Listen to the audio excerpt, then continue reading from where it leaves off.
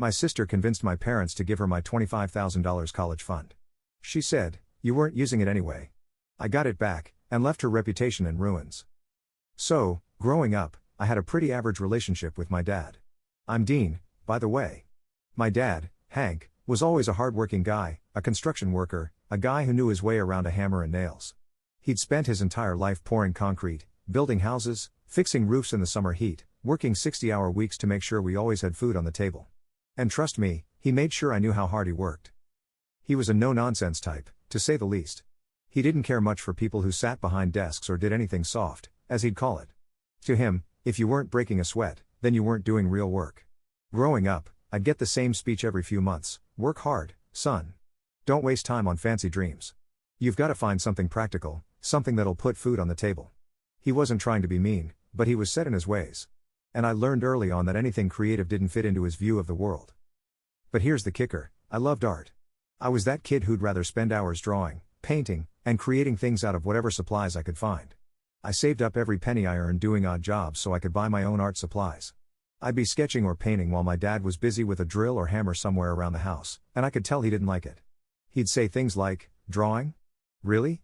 Don't you want to do something that'll actually get you somewhere?"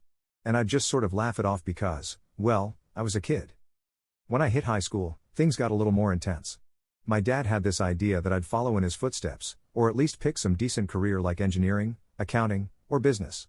He even joked that real men don't draw, which stung more than I wanted to admit. It got to a point where I'd just do my art stuff in private, late at night, when he was asleep. I kept my passion quiet, partly out of respect for him and partly because I was tired of hearing how I was wasting my time. Then, graduation came around. I'd always known that I wanted to go to college, and I had my heart set on studying graphic design.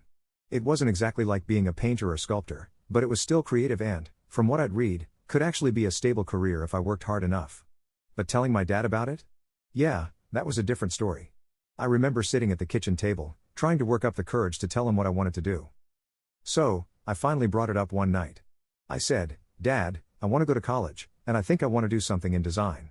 You know, working with computers, making graphics for websites, maybe branding stuff." He looked at me with this blank expression, and then he laughed. He actually laughed. "Oh, come on, Dean. Design? That's not a job. You think people make real money drawing pictures on a computer?" His tone wasn't cruel, but he was so dismissive, like I just told him I wanted to run away and join the circus. "Look," he continued, "I know you think that artsy stuff is fun, but you'll never make a living off it. You'll end up broke and living in my basement." And then he went on about how I should pick something practical, like engineering or business. To him, I was just being a kid with my head in the clouds, and he wasn't about to entertain it. I didn't argue. I knew where he stood, and I didn't have the energy to fight him on it. So, I just nodded and told him I'd think about it. But in my head, I'd already made up my mind. I applied to the graphic design program at a university out of state, got in, and didn't tell him the details. When he asked, I just told him I was studying computer stuff. That seemed to satisfy him, so he stopped asking questions. College was a game changer for me.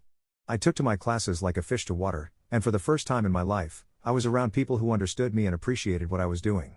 I pushed myself to get good grades, build a portfolio, and take on every freelance project I could get my hands on. The money wasn't great, but it was enough to help pay the bills, and I was learning a ton. I kept it all under wraps, though. Whenever I called home, I kept the details vague. My dad still thought I was studying some form of computers, and I didn't bother correcting him. By the time I graduated, I had a solid portfolio and even a couple of decent job offers lined up. I landed my first full-time job at a design agency in Chicago with a starting salary of $80,000. Not bad for someone fresh out of college, right? I knew my dad wouldn't believe it if I told him, so I kept that part quiet, too. I moved to the city, settled into my new job, and started working my way up. Fast forward a few years. I was climbing the ladder, moving up to better positions and making good money, like, real money. I hit the six-figure mark pretty quickly, which felt surreal. I was living in a nice apartment, working with big clients, and even started getting freelance gigs on the side that paid more than I'd ever thought possible.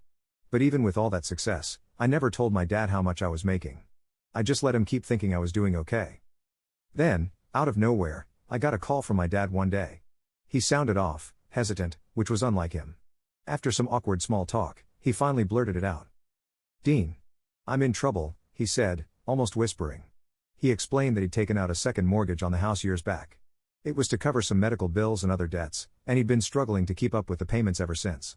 The interest had piled up, and he was barely scraping by.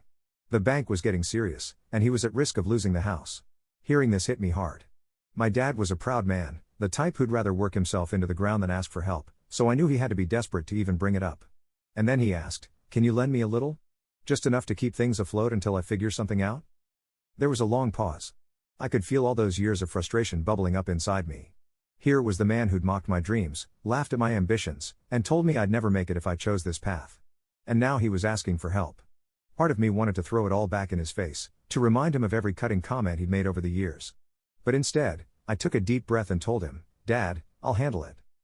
I could tell he didn't understand what I meant, but I didn't explain. The next day, I wired him enough money to pay off the entire mortgage, every last penny. It was a chunk of cash, but I'd been smart with my money, and I knew I could handle it.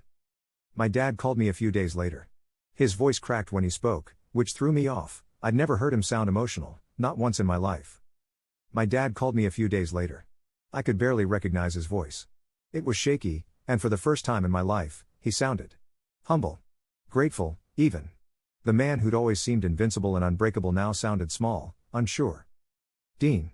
I don't know how to thank you," he started. "You saved me. I was so close to losing everything.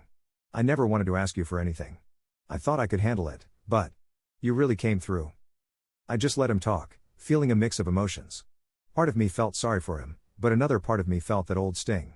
All those years of him telling me my dreams were worthless, that I'd end up broke and desperate. And now here he was, thanking me for saving the house that I'd practically grown up in. Then, he paused, and I could tell he wanted to say something else. He cleared his throat, like he was struggling to get the words out. "Son, I'm sorry.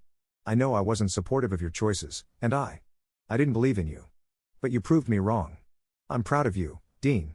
Really proud." Those were words I never thought I'd hear. And as he said them, I felt this strange satisfaction, like a quiet kind of revenge that didn't need any yelling or pointing fingers. The look on his face, even over the phone, said everything.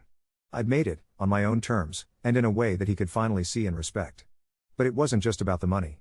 It was the fact that he finally understood that my dreams weren't stupid, that the path I'd taken had value. "Thanks, Dad," I replied simply, holding back any emotion. That could have been the end of it. We could have left it there, with me feeling satisfied knowing I'd proven myself. But then, I got an idea, one last piece to make this all come full circle. A few months later, I called my dad and told him I wanted to come home for a visit. He seemed a bit surprised but happily agreed. I didn't go empty-handed, though. I brought a little envelope with me. Inside was a printed-out letter and a check. I knew he'd never understand a flashy gift or some grand gesture, so I kept it simple. When I arrived, we had dinner, just the two of us. The mood was light, relaxed, different from the way it used to be.